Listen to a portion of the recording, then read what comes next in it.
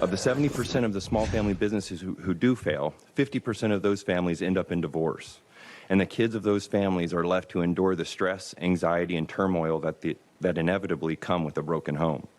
So while PayPal may spend big money to hire big names to speak on their behalf, obfuscating the simple fact that their regular practice of holding funds of hardworking small family business is a direct attack on the American family. Wow. Emotional testimony from Tennessee father and business owner there, James Stockey.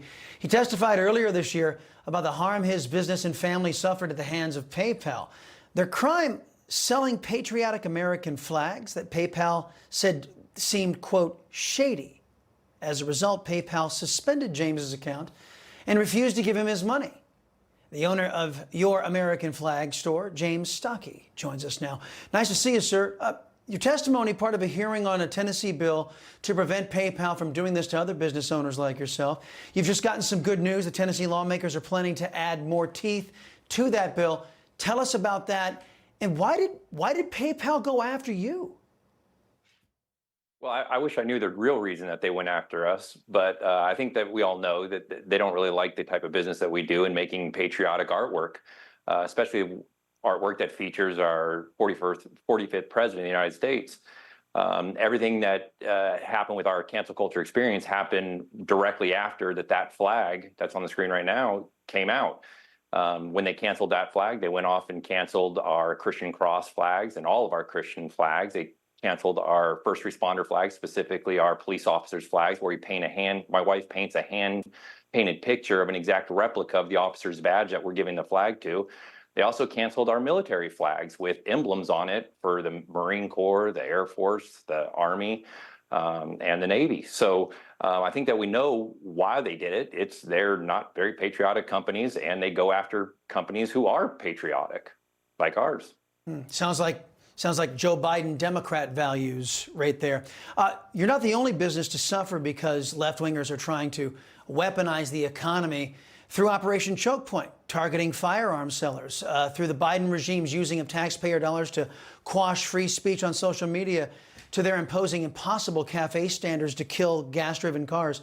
How do you suggest the American people fight back on this, as you call it, cancel culture?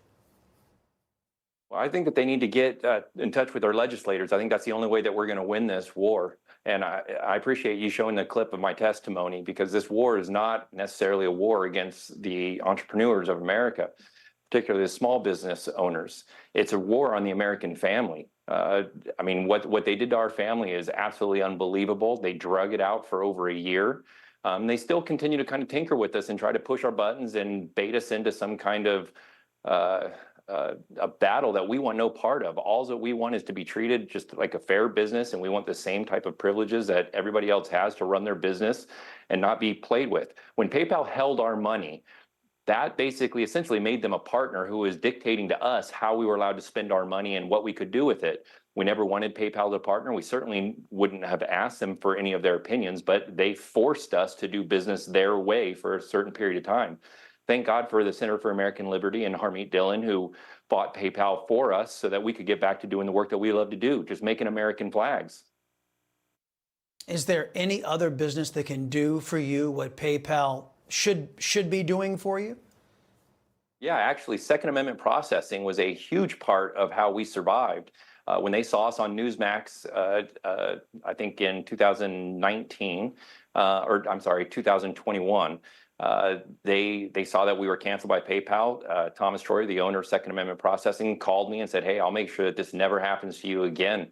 And since we've been in business with him, he has kept true to his promise. We have never ever had any type of payment processing since then.